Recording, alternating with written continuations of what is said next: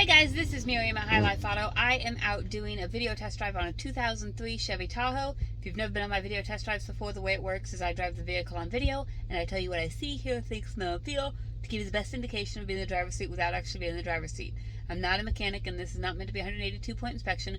Rather, this is meant to be a sneak peek into how the vehicle drives and any potential issues I notice as we're going along. So take a look around the vehicle, we'll take a look under the hood, and then we'll go for a drive. And this one, I'm going to need you to do a little bit of imagining. So it's pretty rough looking, not going to lie.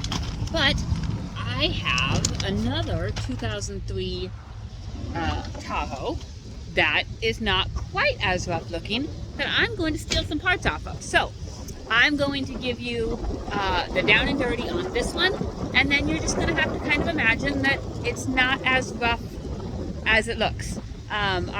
This video is the first thing I do, and then as I swap parts, I will post pictures on my website. So the pictures on my website will be the most up-to-date pictures, and then this video is just the condition of the vehicle otherwise. So I just need you to imagine that this vehicle looks as nice as it runs. We'll do that. All right, here we go.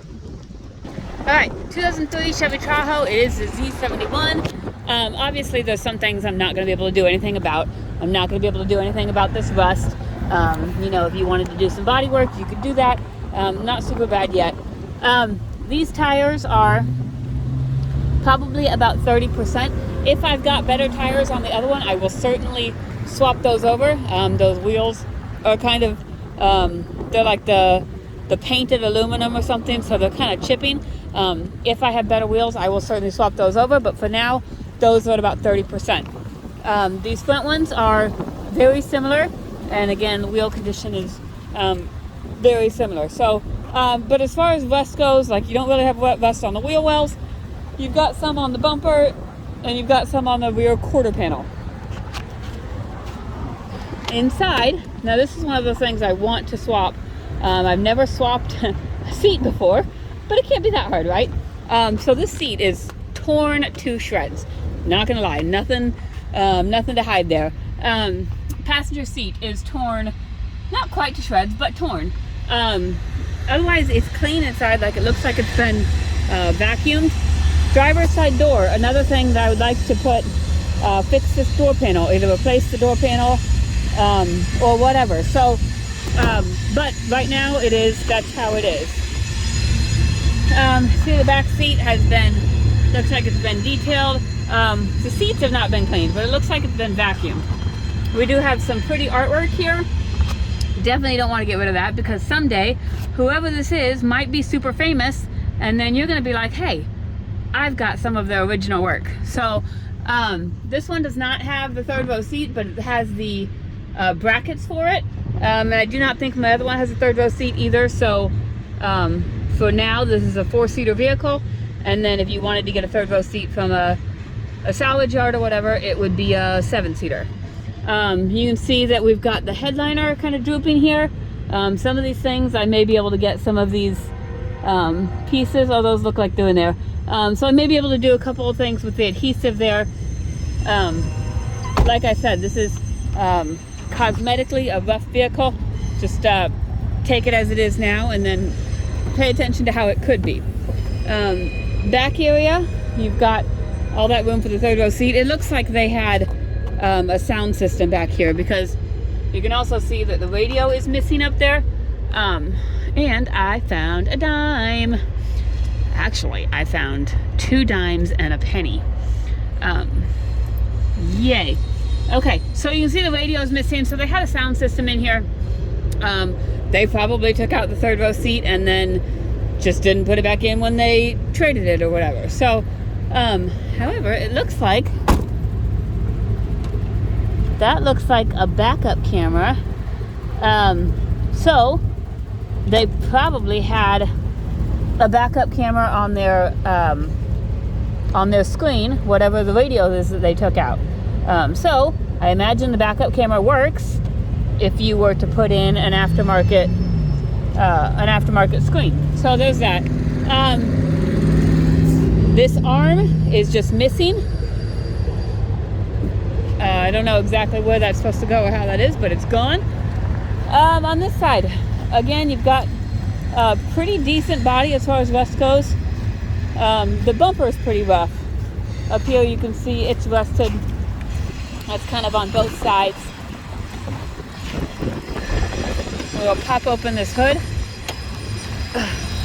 And this should be your Chevy 5.3, which is a motor that I absolutely love.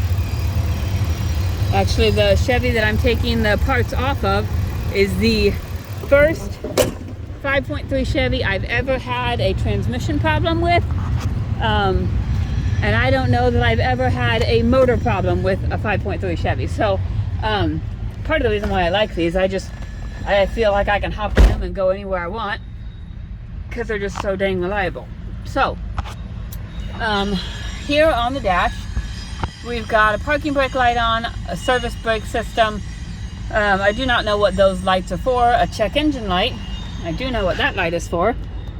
That is for O2 sensor circuit, no activity detected.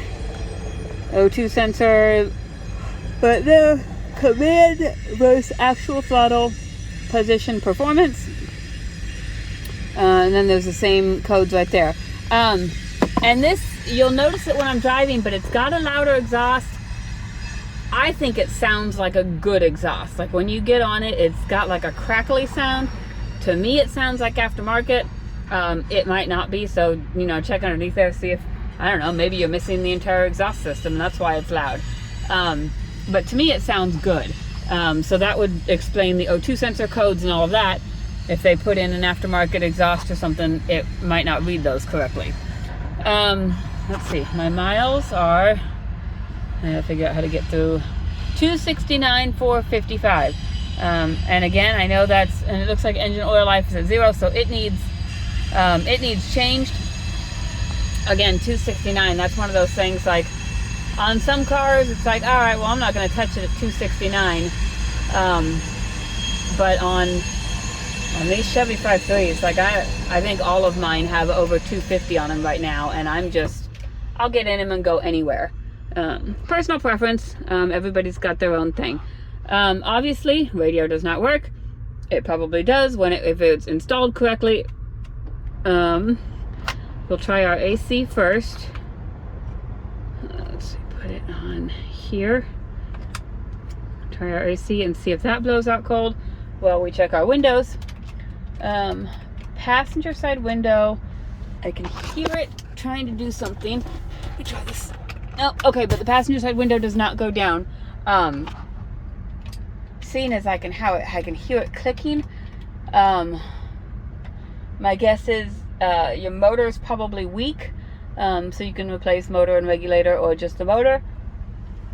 Rear one, that one works. Rear driver's side, that one works. And then the driver's side window, that one also works. You can see the mirrors, both mirrors have cracks in them. Again, if they are compatible, I will be swapping those. I think that those are fairly simple to swap. Let's see, AC. I'm thinking probably does not blow cold. It's no colder in here than it is outside. So we're going to say the AC probably needs charged before next summer. We'll try our heat and see what we've got. Oh, excuse the yawning. I'm tired today. It's Monday. Heat definitely works. It's blowing out good and hot. I'm going to turn that off. And we will check our four-wheel drive. Over here it's got the push button four-wheel drive. And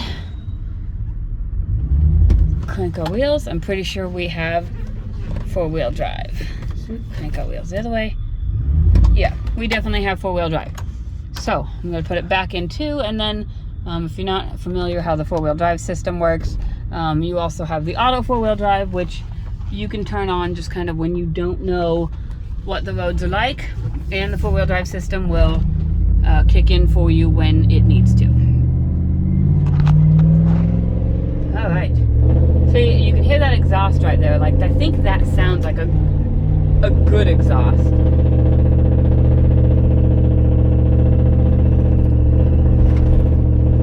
Again, if you're from Missouri, I don't know what the rules are. I know that they have exhaust and emissions rules.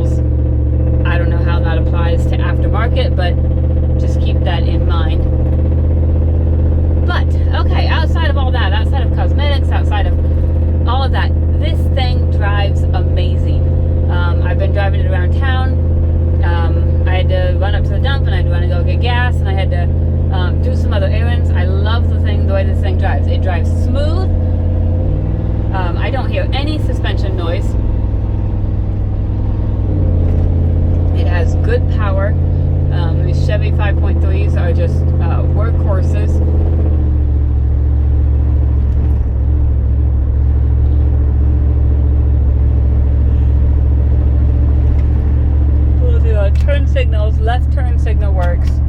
Right turn signal works. Windshield wipers work.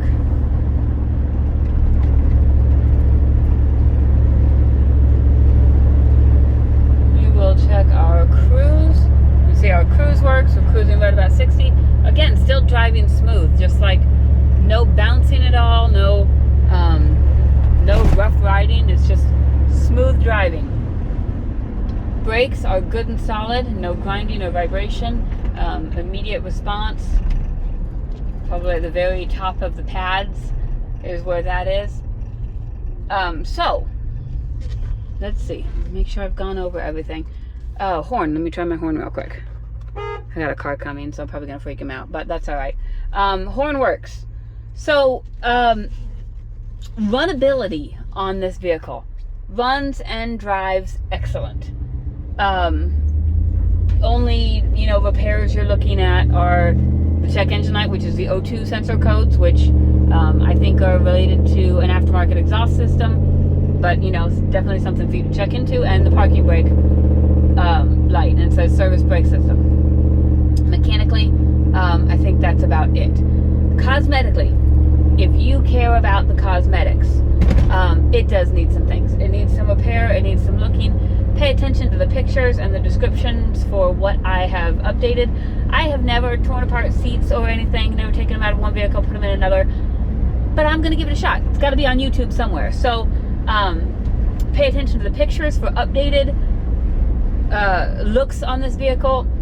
This video is your baseline, and then everything else will change from here. So if you have any questions, hit me up. My cell phone is 309-267-7200. Thanks, guys.